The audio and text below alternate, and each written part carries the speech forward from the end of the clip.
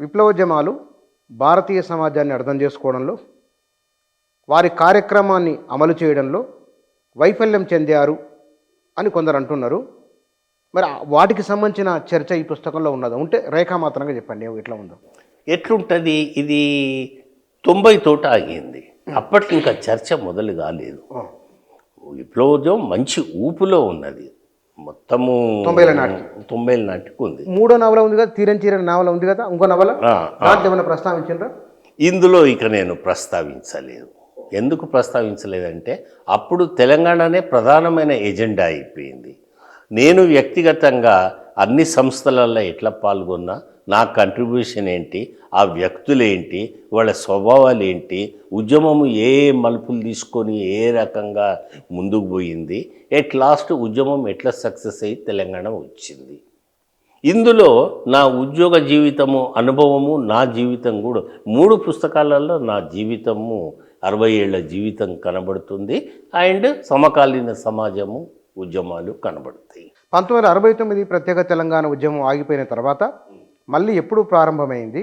అది 1996 వరకు ఎట్లా అది మనగలిగింది? ఏమన్నా ఉందో అందులో? ఏమున్నది? 85 నుంచి ముఖ్యంగా విద్యార్థులు కేశవరావు జాదవ్ గారి నాయకత్వంలో, తెలంగాణ ప్రభాకర్ నాయకత్వంలో, ఇంకా కొంతమంది యొక్క సూచనల మేరకు మార్గదర్శనం, ముఖ్యంగా విద్యార్థులు ఏ రకంగా తెలంగాణ స్టూడెంట్ ఫ్రంట్ ఎట్లా ఫామ్ అయ్యింది, 85 నుంచి నెమ్మదిగా తెలంగాణ ఉద్యమము 2000కు ఎట్లా చేరుకున్నది, రాజకీయ పార్టీ ఎట్లొచ్చింది, వాళ్ళ సంగతులేంటి, అందులో నేను భాగస్వామిగా ఉద్యోగ సంఘాలలో ఉన్నా, రచయితల సంఘాలలో ఉన్నా, చరిత్ర సంఘంలో ఉన్నా. నా జీవితం ఏంటిది, నా రచన ఏమిటి, ఎందుకు నేను రచనలకు వచ్చినా, ఇవన్నీ సంగతులు ఈ 3వ భాగంలో.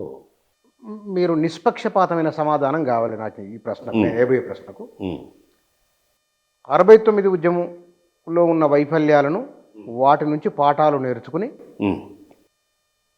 ఉద్యమాన్ని లక్ష్యం వైపు నడిపించిన రాజకీయ నాయకుడు కేసీఆర్.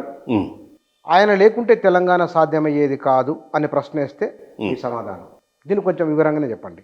ఆయనకు కొంత క్రెడిట్ పోతుంది, కానీ ఆయన కంటే ముందు నుంచి అనేక ప్రజా సంఘాలు ఇక్కడ పనిచేస్తున్నాయి, మేధావులు పనిచేస్తున్నారు, వాళ్ళు పుస్తకాలు రాసిండ్రు, వాళ్ళు తర్వాత విద్యార్థులు పనిచేస్తున్నారు. ఒక సామాజిక చైతన్యం అనేది 85 నుంచి మొదలయ్యింది. అంతకంటే ముందు ఎందుకు మొదలు కాలేదంటే తెలంగాణలో అద్భుతంగా ఈ జగిత్యాల జైత్రయాత్ర యొక్క ప్రభావం ఉండి ఉద్యమం అటువైపు పోతున్నది. ఆ తర్వాత 85 తర్వాత ఇటువైపు వచ్చిండ్రు ప్రజలు. కాబట్టి కేసీఆర్ ఒక ముఖ్యమైన నాయకుడే. ఈజ్ ప్రోడక్ట్ ఆఫ్ టైమ్స్, కాలం సృష్టించిన నాయకుడు అతను. కానీ అతనికి టోటల్గా క్రెడిట్ పోదు, ప్రజలకు పోతుంది, మేధావులకు పోతుంది, విద్యార్థులకు పోతుంది.